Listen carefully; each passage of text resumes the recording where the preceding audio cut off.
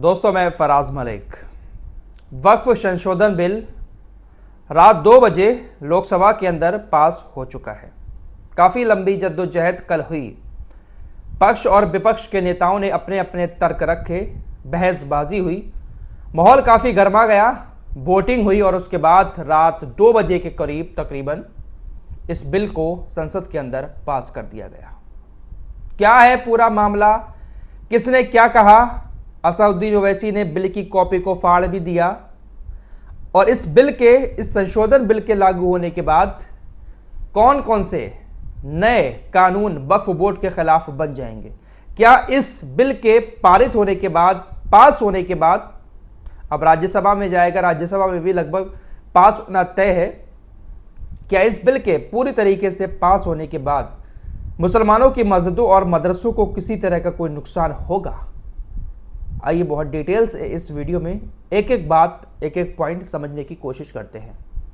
सबसे पहले आपको बता दूं, अपनी लास्ट रिपोर्ट में बता चुका था, कल तकरीबन 12:15 से सुबह में संसद के अंदर इस मामले पर बहस शुरू होती है।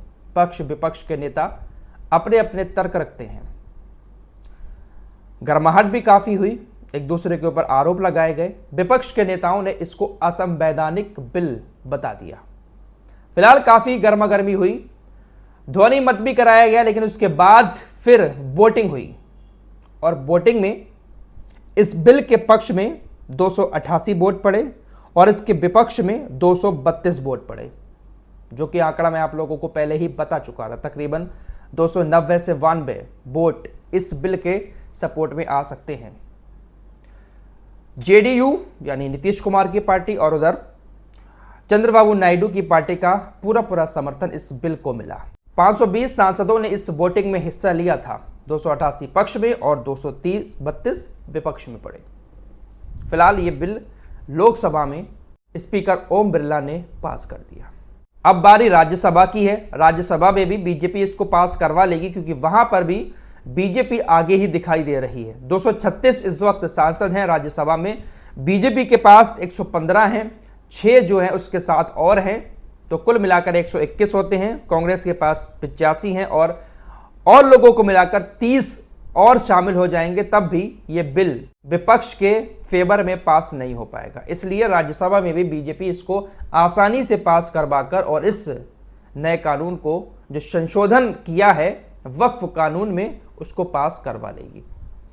काफी सारे लोगों को अभी भी समझ में नहीं आ रहा है कि आखिर ये बिल है क्या, इससे होगा क्या। दोस्तों, जो कानून था वक्फ प्रॉपर्टी का, वक्फ बोर्ड का पुराना, उसमें संशोधन किया है, यानी कुछ चेंजेस किए हैं, कुछ धाराएं हटाई गई हैं, कुछ नई धाराएं जोड़ी गई हैं।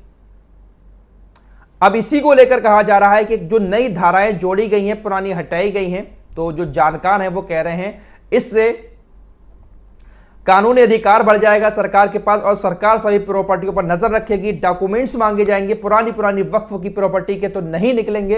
इससे सरकार को कब्जा करने में आसानी हो जाएगी। बहुत सारे जानकार, मुस्लिम पक्ष कह रहा है कि मस्जिदों को भी इससे निशाना बनाया जा सकता है।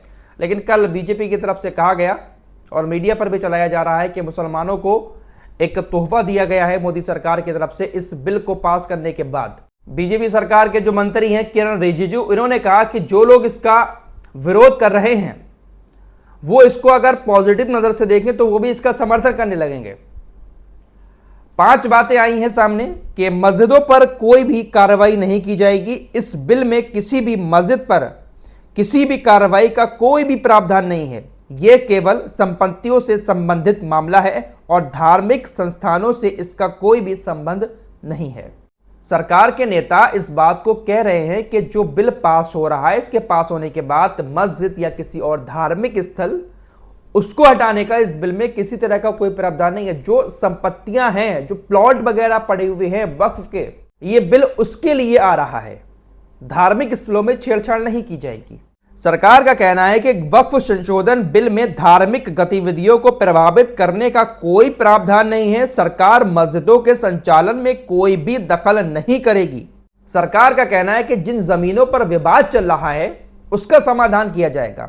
अब कलेक्टर से ऊपर का अधिकारी सरकारी जमीन और विवादित जमीन से जुड़े मामलों को देखेगा। वक्फ संपत्ति किसी आदिवासी क्षेत्र में नहीं बनाई जा सकती। दोस्तों, अब तक क्या होता था कि ये जो वक्फ काउंसिल थी, कमेटी थी, इसमें सिर्फ मुस्लिम ही होते थे ज्यादातर। अब इसमें ऐसा किया गया है कि तकरीबन 4 गैर मुस्लिम भी शामिल होंगे। 22 सदस्य वक्फ काउंसिल में 4 से ज्यादा गैर मुस्लिम सदस्य नहीं होंगे। इसमें पूर्व अधिकारी भी हो सकते हैं और संसद के 3 सदस्य भी शामिल होंगे जिनका धर्म कुछ भी हो सकता है। फिलहाल कुल मिलाकर बात यह है कि बीजेपी सरकार किसी भी बिल को लेकर अगर आती है तो वो पास करवा ही लेती है।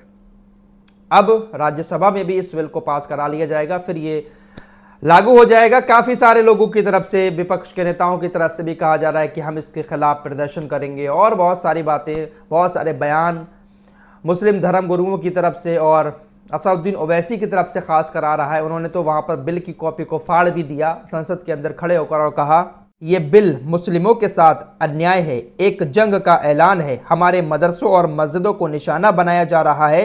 ये सरकार झूठ बोल रही है कि इससे गरीब मुसलमानों का भला होगा। मैं बिल का विरोध करता हूं, यह संविधान के आर्टिकल 25 का उल्लंघन है। असदुद्दीन ओवैसी ने कहा कि इस बिल से जुड़ी सरकार हमें गलत जानकारी दे रही है। बीजेपी बोल रही है कि इस बिल से कुछ नहीं होगा, लेकिन इस बिल से मुसलमानों के अधिकारों को छीना जा रहा है।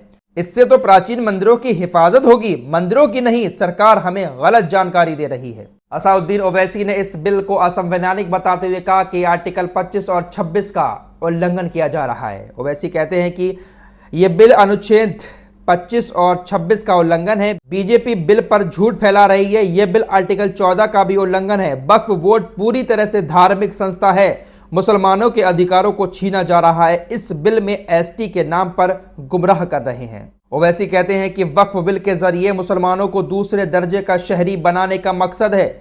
यह बिल असंवैधानिक है। बीजेपी मंदिर और मस्जिद के नाम पर झगड़ा करवाना चाहती है।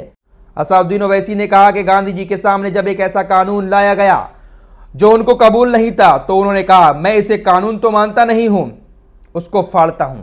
मैं भी गांधी जी की तरह इस कानून को फाड़ता हूं। उसके बाद असदुद्दीन ओवैसी ने स्टेपलर लगा हुआ था कॉपी में, उसको अलग कर दिया और फाड़ने का इशारा किया।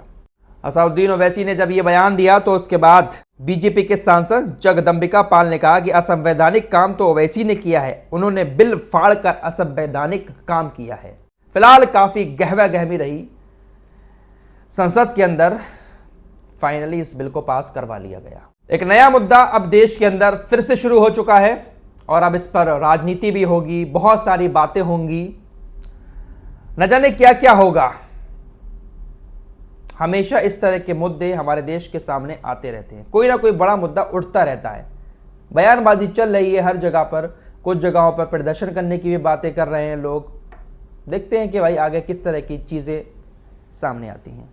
फिलहाल इस रिपोर्ट में इतना ही, कुछ और खबरों के साथ फिर हाजिर होऊंगा। तब तक के लिए अपना ख्याल रखिएगा। अल्लाह हाफिज।